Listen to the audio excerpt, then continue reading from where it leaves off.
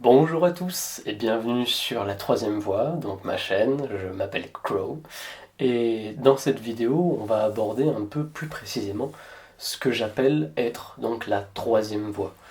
Donc la troisième voie, c'est un peu un jeu de mots à deux balles entre la troisième voie VOIE et VOIX, parce que c'est ce que certains qualifient de la voie, peu importe l'écriture de la voix de l'esprit. L'esprit, c'est un grand mot qui est beaucoup utilisé, souvent mal interprété, et qui a de grandes significations très ésotériques, très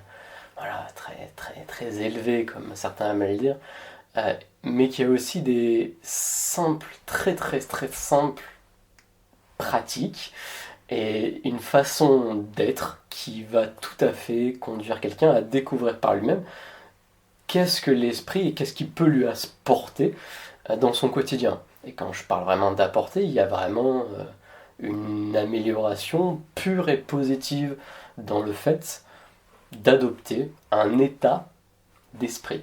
D'accord? Encore une fois, là, le jeu de mots est tout aussi bidon que le précédent, mais il a vraiment une réalité, j'ai envie de dire. C'est pas juste un trait d'esprit. Oh, j'ai même pas fait exprès. Le fait est qu'un état d'esprit, c'est pas vraiment quelque chose de temporaire, contrairement à le sens du mot, entre guillemets, de la phrase. C'est vraiment un état d'être, entre guillemets. C'est une façon d'agir et de penser et de voir et de sentir les choses et de marcher tout simplement sur son chemin dans sa vie en supplantant, en sublimant la traditionnelle façon dualiste de voir les choses.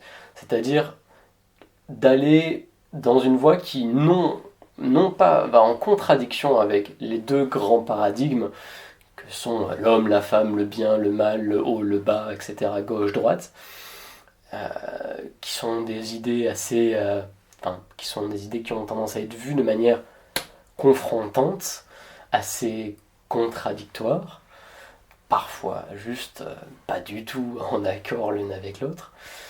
La voie de l'esprit, c'est aller vers l'harmonie de ces voies-là, tout simplement. C'est ce que la plupart des courants spirituels tentent de faire depuis longtemps, sauf que la plupart des courants spirituels tombent dans un certain piège qui est celui du culte, de la systématisation et de l'ego. Mais ça, on parlera de ça dans une autre vidéo.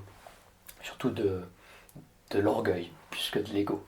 Ça, on le verra encore une fois dans une autre vidéo.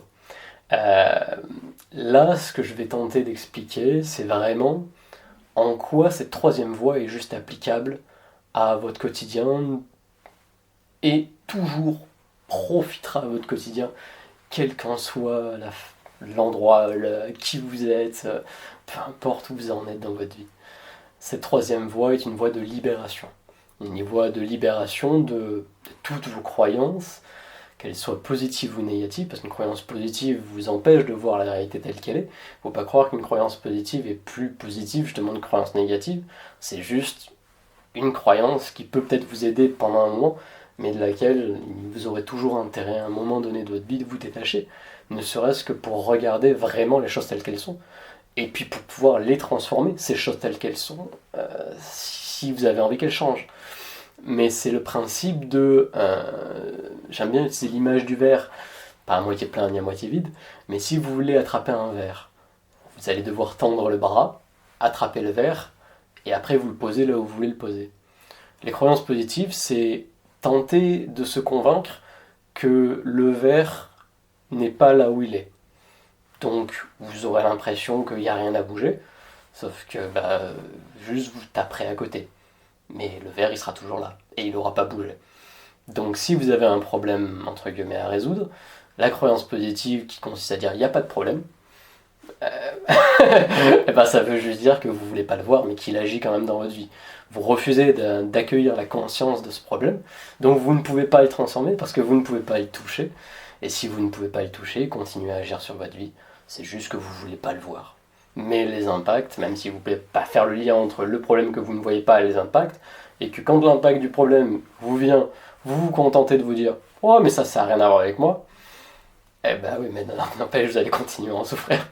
Donc c'est le principe de ce qu'on appelle une croyance positive.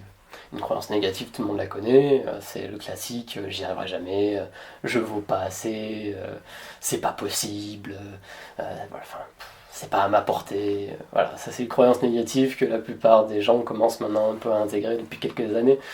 Voilà, comme le montre l'essor du coaching comme une profession à part entière. Ça, encore une fois, c'est un trait de la société moderne, et c'est très bien, ça montre son évolution. Donc la troisième voie, c'est une voie qui s'apparente un peu